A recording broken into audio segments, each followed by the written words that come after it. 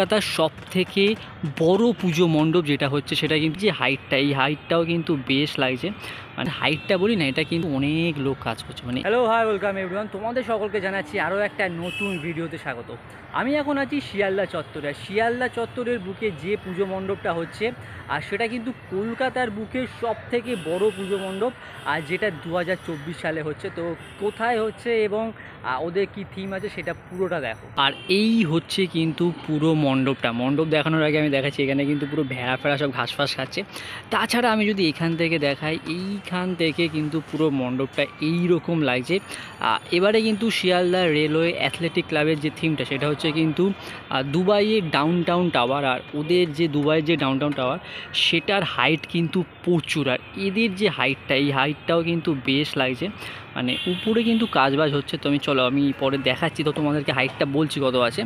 তাছাড়া কিন্তু এখান থেকে পুরো মণ্ডপটা এরকম লাগছে। এবারের এদের খুঁটি পুজো আমার আসা হয়নি।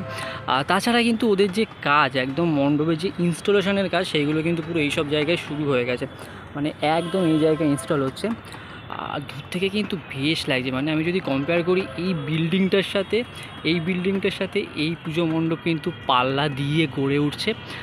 চল ক্লোজে যাই, ক্লোজে গিয়ে দেখাচ্ছি। এবার দেখো, আমি যদি পুরো এইখান থেকে দেখাই, এইখান থেকে কিন্তু পুরো এরকম লাগছে। আর এইখানে অনেক জিনিসপত্র আছে। আর তাছাড়া আমি যদি এদের হাইটটা বলি না, এটা কিন্তু 130 কি 125 ফুট মতন হবে। আর যে ইনস্টলেশনের কাজগুলো বলছিলাম সেইগুলো কিন্তু এইখানে পুরো ইনস্টল হচ্ছে, এবং উপরে কিন্তু অনেক লোক কাজ করছে। মানে এই উপরটায় কিন্তু অনেক লোক কাজ করছে। এটাকে বলা যেতে পারে কলকাতার সবথেকে বড় পুজো মণ্ডপ যেটা হচ্ছে সেটা কিন্তু 2024 সালে এটাই আছে।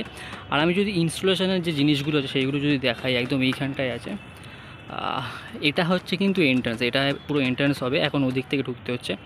এইখানে কিন্তু সব জিনিসপত্রগুলো এখানে পুরো আছে। মানে একদম যে ইনস্টল হবে সেই জিনিসপত্রগুলো কিন্তু পুরো এইখানে আস্তে আস্তে সব রং ফং করে রাখা হচ্ছে। মানে একদম কাঠের উপর যে রং ফং হচ্ছে সেগুলো পুরো এখানটা আছে।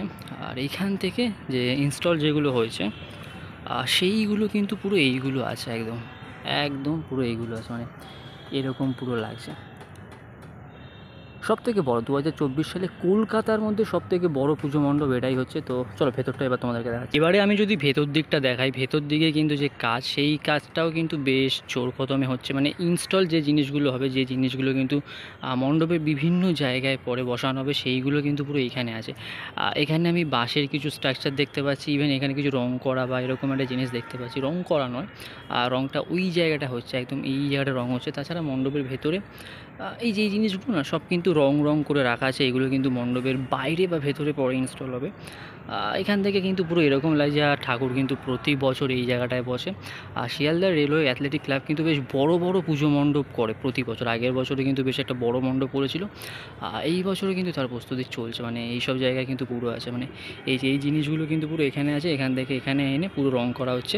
মানে আস্তে আস্তে কিন্তু শিয়ালদা রেলওয়ে অ্যাথলেটিক ক্লাব সেজে উঠছে তার সেই চেনা রূপে।